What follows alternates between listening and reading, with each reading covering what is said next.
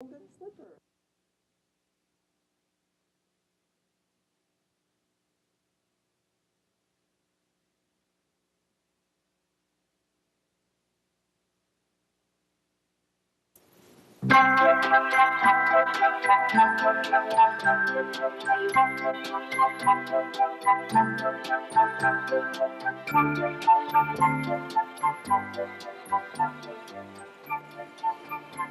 I'm Elizabeth Dennett, and I'm a member of the Plympton Historical Society, and this is a group of slides which has been put together to show some of the old houses in the town of Plympton, and also to show the difference in some of the architecture.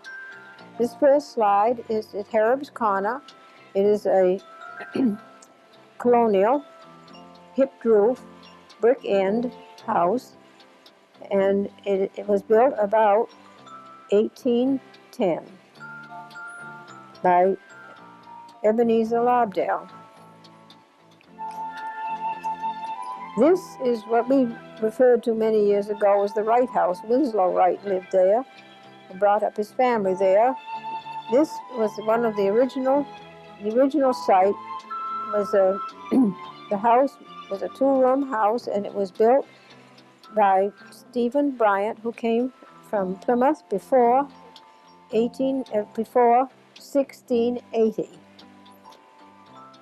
In 1703, the first doctor came to Plimpton. His name was Caleb Loring, and he built this front part of the house. This is what's often referred to as a salt box or lean-to house. They were taxed according to the lowest part, so it made it to their advantage to have that long back on it. And the house faced directly south so that they'd know when it was time for the noon meal to be put onto the table by the sun.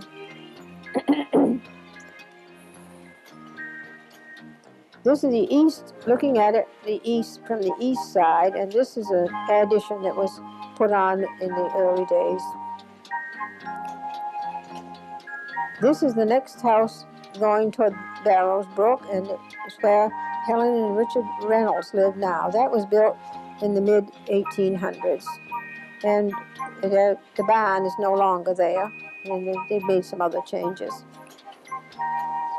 This is the house at the corner, which is called Harems Cana, because the Hareb family lived in all three houses there on the corner. George Hareb lived here back in the early 1800s, and that barn was built the same as the for a shoe cutting room upstairs. And this house is of the real Cape Cod style. This house is a two-story and a half house, common among farmhouses in this locality. It was originally a one-room house and was built by John Bryant from Scituate before 1680. Now the home of Agnes of Clifton Day. It's on Lake Street. This is the house at the corner. This is a side view on the west side. The original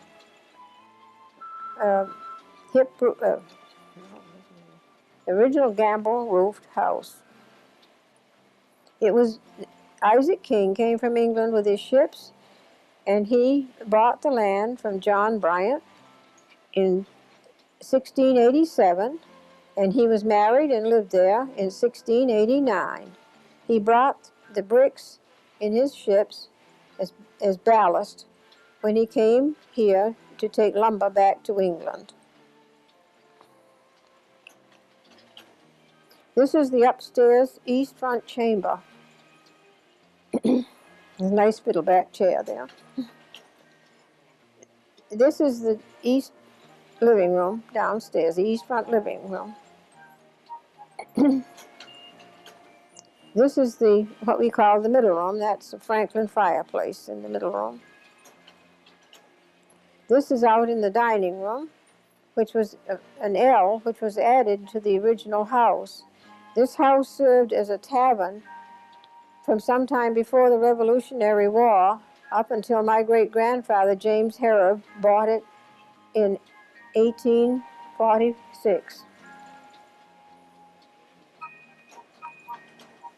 This is a lane that goes off of Main Street down through to cut across the swamp over to Ring Road.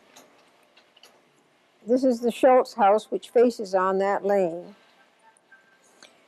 And they have done some remodeling, and we can see some of the before and after pictures in this slide. This is the front hall. This is how the fireplace was boarded up, where they restored that later. And here's the fireplace all nicely restored in their living room. This is the other fireplace as it looked before they restored it in the common room. This is a door in the cellar stairway, and that round hole was so that the cat could go down cellar. This is another living room in that house with some interesting pieces of furniture which go very well with the house. This is another view of the common room, and this is the fireplace that's been restored. And this is one of the sitting rooms. This is Edwina Wood's home on Maple Street. And it's interesting, it has this little overhang over the first story windows, which is not too common. And this is where Eugene Wright lived, and he was very much interested in Plimpton history, and he wrote stories every week for the Silver Lake News. And then after he had passed away, the Historical Society edited them and made them into 2 volumes of stories of Plimpton, which they still have copies of. This is the common room, and in that house. This is one of the parlors, the front parlor. And this is the other west front room. This is a house on Ring Road that we call this a half house. It has the front door with the 2 windows on the side of it.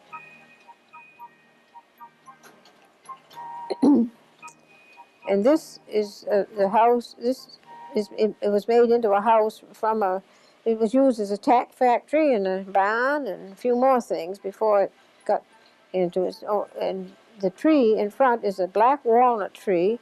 It's one of the oldest trees in the town of Plympton. In fact, it might have even been there as far back as the Pilgrims.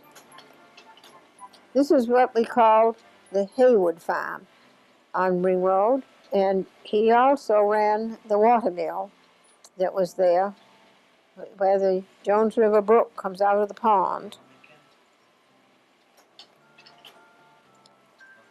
This is we are now on Crescent Street. And this house, it was built by one of Governor Bradford's great-grandsons, and in the very early 1700s. It's a very interesting house. At the time, in the 1800s, it was used as an almshouse where they took the people where they couldn't take care of themselves and had them stay there, and the town looked after them. This is a picture of the Kierstead farm. That's the barn that goes with the Kierstead farm and the pasture. This is the house itself. That was a Pickens house, and those very early deeds would describe their property as being on the road to the Pickens farm. And in my day, there was a Charles Perkins that lived there, and he ran a steam mill about where John Fobb's house is now. This is a another house on Crescent Street, and it's a nice old Cape Cod house. This is another real true Cape Cod. It's where Mrs. LaPlante trains the dogs and boards the dogs. She's always been a great help for the 4-H club people who had their dog training club with her. This is the home of Henry Bryant. This is a more recent house. This house was, many houses were built on this plan here in Plympton along about the mid-1800s. This is where, this was probably built by a Churchill. It came into, Alec Wright lived there for many years, and it is interesting because it is a little modified Cape Cod. It has the end chimneys. That gave them a chance to have a front hall which went directly back to the common room. And there are many of those. They're built in the late 1700s and very early 1800s. This is the Dr. Hammond house on Main Street. Dr. Josiah Hammond went to Amherst College. He lived over in what is now Carver, and then he became a doctor, and he settled here about 1840. This is on the green, right directly across from the church, and it has been very nicely restored. It is a typical 2.5-story farmhouse. And this is the living room, dining room. This is the dining room. And this is the original fireplace, which was the original kitchen, now as a sitting room. This is another view of that same sitting room, facing toward the east. This is a room where a library, and the bookcases are a recent restoration. This is another part of that same library. This is a picture of the library. The library was built about 1900, and it has served the town very well for all these many years. Now, recently, they have added on to it and about more than tripled its size.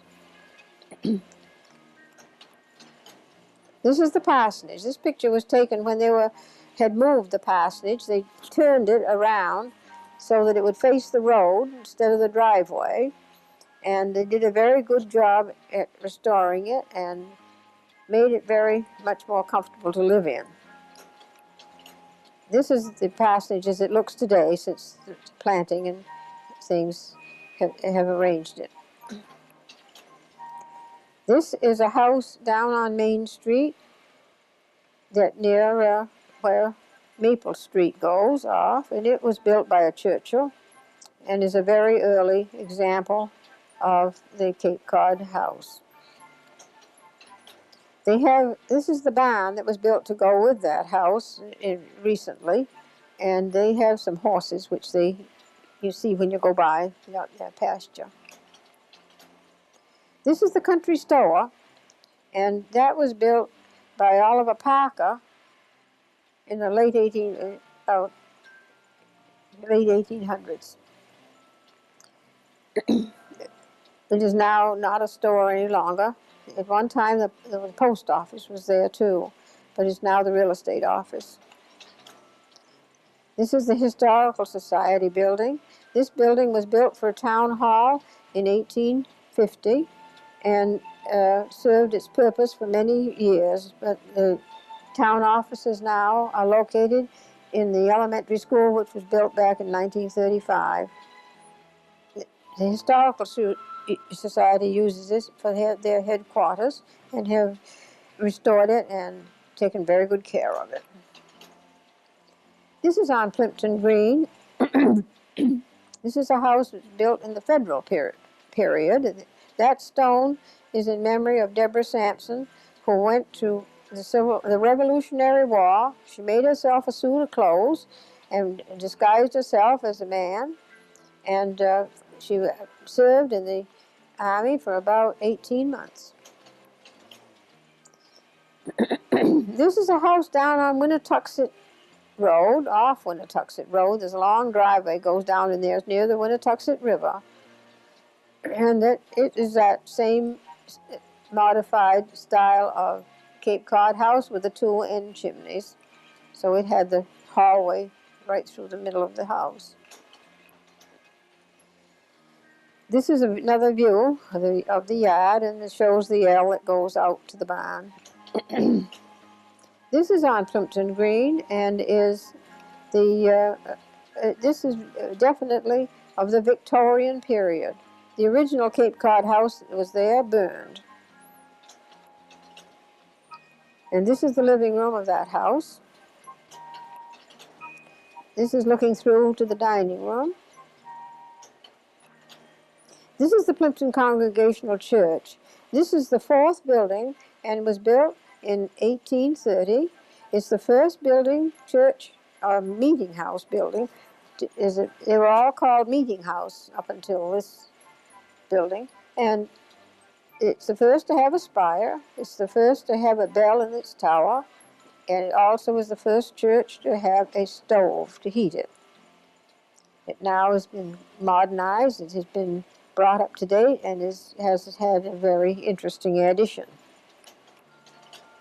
This is the house where George Soule lived. His grandfather built the house about 1840, and it was the third house that the Soule family built. The Soule family had an original grant from the King of England, and it was down the lane that the second house was built, and then over to the right in back where the original house was built. This is on the green, and it is where Jim Dunn lives now. And it's interesting. It has the end chimneys, and it also has an A window over the front door. This is the home that was of the Wright family that Alexander Wright belonged to. And that Wright family, Adam Wright, was connected with that family, and as I understand, that was another original grant from the King of England. And it's a very old, typical Cape Cod house. Adam Wright had the first mill in Plimpton, up on the Winnetoxet River to grind corn. Then later on, there was a sawmill, and then there was a rolling mill. They got the iron ore out of Silver Lake or whatever place they could, and made shovels. This is the roundhouse. Now the roundhouse was built that way because this man was a spiritualist, and he said that the spirits told him he'd got to make a house of mud. And he started trying to make a house of mud, but it rained. It had a long rainy spell, and this was about 1850. And he didn't have any luck at all. It all washed away, all. So then he went and begged the spirits, and so they told him if he'd build a round house, he could build it with wood. And it is round. And it is an interesting, very interesting house to see how they fitted everything in. This is another view of the house, which is poor lighting. And this is the doorway. It shows how you walk in and the different ways the rooms are partitioned off. This is a house out on Mayflower Road, which is owned by Souther and Fran Barnes, and it's another one of that same period where they had the end chimneys, and that gave them much more room in the house. You see, the central chimney took up a great deal of room. This is a house on Parsonage Road. It was a building on Mayflower Road, facing Mayflower Road, right up near the corner. And it was upstairs. It was called Ellis Hall, a dance hall upstairs and a store downstairs. And it was cut in half and moved onto Parsonage Road, where it was two houses were set side by side. This is the second half of the house. This is the next house down. This was owned by the Sherman family. When I was growing up, it was empty for a great many years. Now that would be in the Federal period. This is a house directly across the street, which is also the Federal period. And it was owned by the Parker family, one of the descendants of Jonathan Parker, who was the second minister of Plimpton when I was a little girl. This is another part of that farm. This is, it was owned by Nat Sherman back in the 1920s. It was quite an active farm, dairy farm. And they had the registered Guernsey cows. And this is the house across the street where Nat Sherman lived and where George Collins now lives. And the reason we have a door in the second story is because the house was only 1.5 stories high, and they decided to jack it up and built a whole new bottom on it. Back, I don't know when. This is up on Prospect Hill, at the top of the hill, where Ralph Blanchard lived. His father was born there too, and grew up there. And those dormer windows were added sometime in the early 1930s. And he made, this is a nice view of the back of the house and the barn, and was very attractive. This is the library in that house. And this is the fireplace in the library. This is the Deborah Sampson house, where Deborah Sampson was born. She was there with her grandmother and grandfather lived there. And then she was bonded out as a servant in Middleborough, and that's when she made her clothes and ran away. She ran away from the place in Middleborough. This is the fireplace in that house, which was the original oven and original kitchen. This is another view of the outside, much as it is today. This is a house on Main Street where Violette lives. That's directly across from the Historical Society. And it was built in the mid-1800s. This is down the lane off of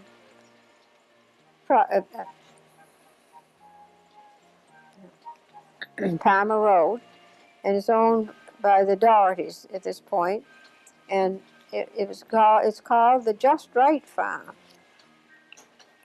This is the view that we're more used to, because this goes from the parking area, the driveway, down to the side door, which you usually use. This is the barn where Eleanor Wright had her shop, for antique shop, and she called it the Just Right Farm. This was a brother. Elmer Wright was a brother of Jean Wright, who wrote the history of Plimpton. Thank you very much for listening to and watching our slides, and I hope you have gained some information about the history of Plimpton from this experience.